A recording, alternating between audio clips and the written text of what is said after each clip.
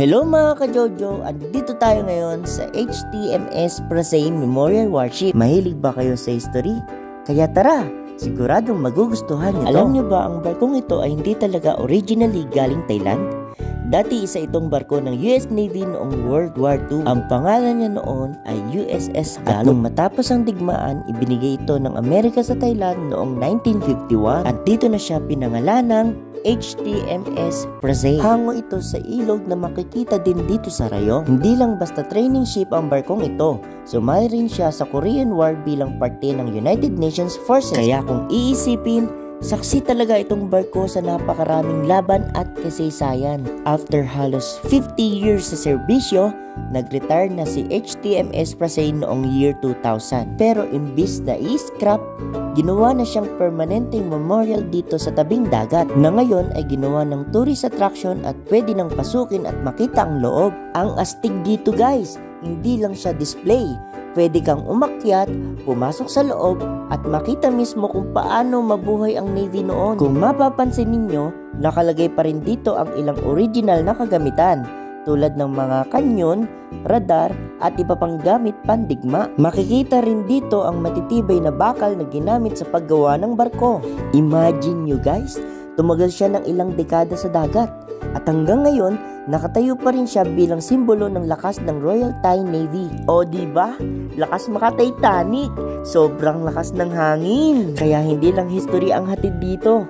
Ang ganda rin ng paligid kasi tabing dagat siya. Kaya kung estudyante ka naman, maganda rin siyang pang field trip spot. Kasi nga, napakaraming matututunan about history, Navy at kung paano nagbago ang teknolohiya ng barko mula noon hanggang ngayon. Kaya nga guys, itong barko na to ay saksi talaga sa dalawang malalaking bahagi ng kasaysayan, ang World War II at ang Korean War. Kaya masasabi kong hindi siya simpleng lumang barko. Isa siyang tunay na living history. Kaya ayan guys, nakikita ninyo ang laki ng kanyon na to? O diba? Kaya wag niyong kalimutang mag-like, share, and follow sa aming page, JJ Vlogs, para sa mga susunod na video. So, ayan na nga, pababa na kami at lilibutin pa namin ang barko.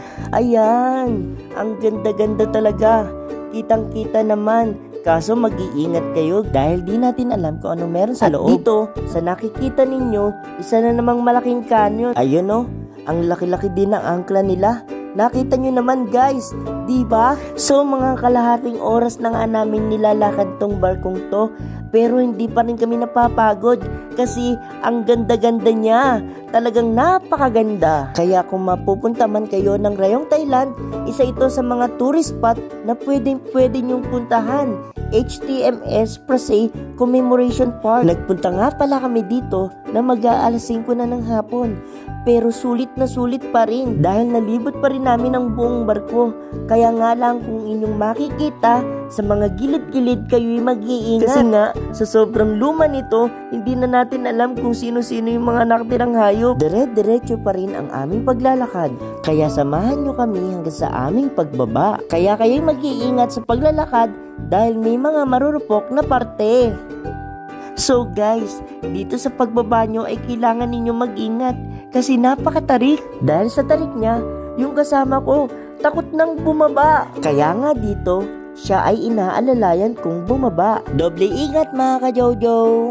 So ayan na nga, pababa na kami. Sana kayo ay nag-enjoy sa aming pinakitang video ngayon. At sana marami din kayong natutunan sa video ito. Maraming salamat nga pala sa mga nanonood sa amin. Pwede rin kayong magpa-shoutout at mag-request kung saan nyo pa kami gustong pumunta. At kung nandito na nga pala kayo sa Rayong, ito nga pala ay located sa Tambuk, Paknam, Prasay, Ampok Lane, Rayong Province, Thailand. Malapit siya sa Paknam Prasay Mangrove Forest Learning Center. Ito nga pala ay bukas ng alas 8 ng umaga hanggang alas 6 ng gabi. Dito nga pala ay makikita ninyo ang mga rules and regulation dito sa barko. At ipapakita na nga pala namin sa inyo ang mga bawal dalhin dito. Kaya maraming salamat sa inyong panonood mga ka-Jojo. Kayo, ano ang masasabi ninyo dito sa barkong ito? Please write down your insights below at aming babasahin. Kaya hanggang dito na lang mga ka-Jojo. Maraming salamat. Bye-bye!